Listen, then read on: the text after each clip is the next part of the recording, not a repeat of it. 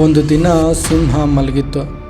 ಅಲ್ಲಿಯೇ ಬಾಜು ಇದ್ದ ಇಲಿ ಆಡ್ತಾ ಇತ್ತು. ಆದರೆ ಅಚಾನಕ್ಕಾಗಿ ಸಿಂಹದ ಮೂಗಿಗೆ ತಾಗಿ ಸಿಂಹ ಎಚ್ಚರ ಆಗ್ಬಿಡ್ತು. ಸಿಂಹಕ್ಕೆ ತುಂಬ ಸಿಟ್ಟು ಬಂತು. ಆ ಒಂದು ಪಂಜದಿಂದ ಇಲಿನ ಹಿಡಿದು ತಿನ್ನಬೇಕಂತ ಹೋಯಿತು. ಆದರೆ ಇಲಿ ಬಿಟ್ಟು ಬಿಡಿ ಸಿಂಹ, ಬಿಟ್ಟು ಬಿಡಿ ಅಂತ ಕೇಳ್ಕೊಂತು. ತುಂಬ ನನಗೆ ಬಿಟ್ಟರೆ ಒಂದಿನ ಹೆಲ್ಪ್ ಮಾಡ್ತೀನಿ ನಿಮಗೆ ಅಂತ ಹೇಳ್ತು. ಅದಕ್ಕೆ ಸಿಂಹ ತುಂಬ ನಗ್ತು. ಇಷ್ಟು ಚಿಕ್ಕ ಇಲಿ ನನಗೆ ಹೆಲ್ಪ್ ಮಾಡುತ್ತಾ ಅಂಥೇಳಿ ಹೇಳ್ತು. ಅದಕ್ಕೆ ಹೋಗೋ ಅಂಥೇಳಿ ಕಳಿಸ್ತು. ಕೆಲವು ದಿನ ಆದಮೇಲೆ ಸಿಂಹ ವಾಕಿಂಗ್ ಅಂಥೇಳಿ ಹೊಂಟಿತ್ತು. ಆದರೆ ಅಚಾನಕ್ಕಾಗಿ ಬಲೆಯಲ್ಲಿ ಸಿಕ್ಕಾಕೊಂಡ್ಬಿಡ್ತು.